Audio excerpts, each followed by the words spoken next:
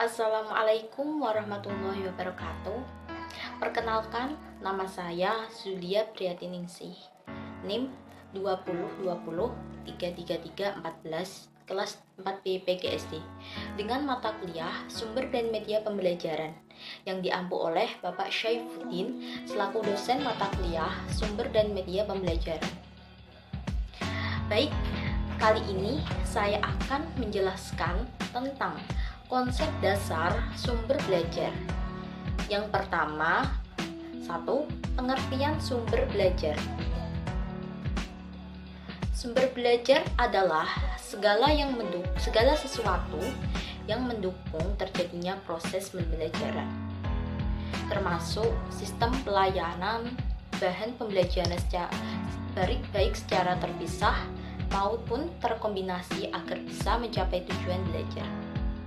Yang kedua, segala sesuatu yang secara fungsional dapat dimanfaatkan dan digunakan untuk menunjang, memelihara, dan memperkaya proses pembelajaran berupa nyata, model, media cetak, media visual, dan lain-lain. Ada juga fungsi sumber belajar. Fungsi utama adalah untuk memperbaiki, memelihara, dan meningkatkan kualitas pembelajaran yang sedang dilaksanakan. Contohnya, fungsi yang pertama memperbaiki. Maksudnya itu memperbaiki yang awalnya tidak tahu menjadi lebih tahu. Fungsi sumber belajar yang lainnya adalah yang pertama, meningkatkan produktivitas pembelajaran. Yang kedua, lebih memantapkan pembelajaran.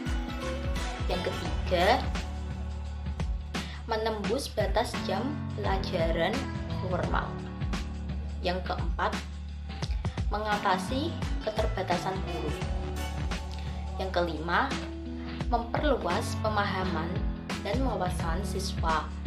Yang keenam, antisipasi dan proaktif terhadap perkembangan. Nah, tadi sudah membahas fungsi. Sekarang kegunaan. Kegunaan sumber belajar. Yang pertama, dapat meningkatkan intensitas minat dan perhatian para siswa terhadap materi pembelajaran yang disajikan. Yang kedua, dapat memelihara suasana belajar yang solid, kreatif, dinamis, dan menyenangkan. Yang ketiga, dapat menggantikan posisi dan kehadiran guru manakala berhalangan. Persamaan sumber belajar, sumber daya pembelajaran dengan media pembelajaran. Yaitu yang pertama, ketiganya sama-sama digunakan untuk proses pembelajaran. Yang kedua, ketiganya sama-sama untuk meningkatkan hasil pembelajaran. Yang ketiga, ketiganya sama-sama yang dimanfaatkan untuk pembelajaran. Perbedaan sumber belajar, sumber daya pembelajaran dengan media pembelajaran. Yang pertama, sumber media, yaitu segala sesuatu yang berhubungan dengan proses pembelajaran untuk meningkatkan efektivitas dan efisien proses pembelajaran. Contohnya, orang adalah guru yang menyampaikan materi pembelajaran. Yang kedua, sumber daya pelajaran, yaitu berbagai usaha yang dilakukan untuk dapat meningkatkan hasil dari proses pembelajaran. Contohnya, mengoptimalkan kinerja guru dengan mengadakan pelatihan atau penataan kepada guru. Yang ketiga, media pembelajaran, yaitu berbagai jenis sumber daya dan komponen dalam lingkungan sekolah yang dapat dimanfaatkan dalam proses pembelajaran untuk siswa belajar lebih efektif dan produktif. Contohnya, media pembelajaran yang produksi lembaga-lembaga pendidikan seperti SD interaktif. Selanjutnya, jenis-jenis sumber belajar.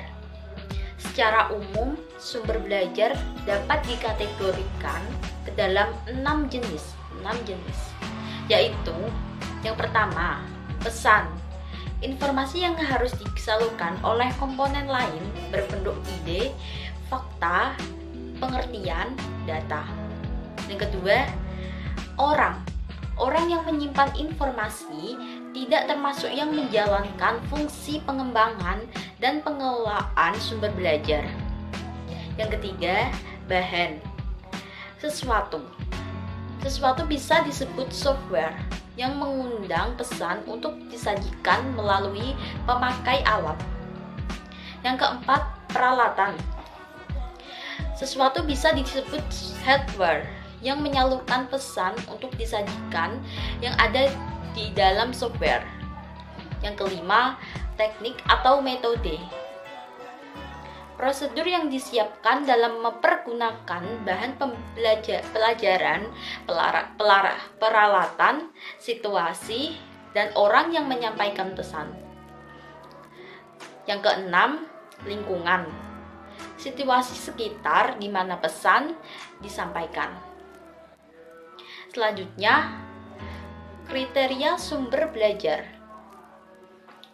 Kriteria umum. Yang pertama, ekonomis. Dalam pengertian murah, tidak terpatok harga yang rendah, tetapi pemanfaatnya dalam jangka panjang. Yang kedua, praktis dan sederhana. Yang ketiga, mudah diperoleh dan tersedia di mana-mana. Yang keempat, fleksibel. Dapat dimanfaatkan untuk berbagai tujuan instruksional. Yang keempat, komponen-komponennya sesuai dengan tujuan. Selanjutnya, kriteria berdasarkan tujuan. 1. Memotivasi, bertujuan membangkit minat, mendorong partisipasi. Yang kedua, pengajaran, untuk mendukung kegiatan belajar mengajar. Yang ketiga, penelitian, bentuk yang dapat diobservasi, dianalisis, dicatat secara teliti. Selanjutnya, strategi merancang sumber belajar, yaitu ada mengidentifikasi karakteristik sumber belajar yang akan digunakan.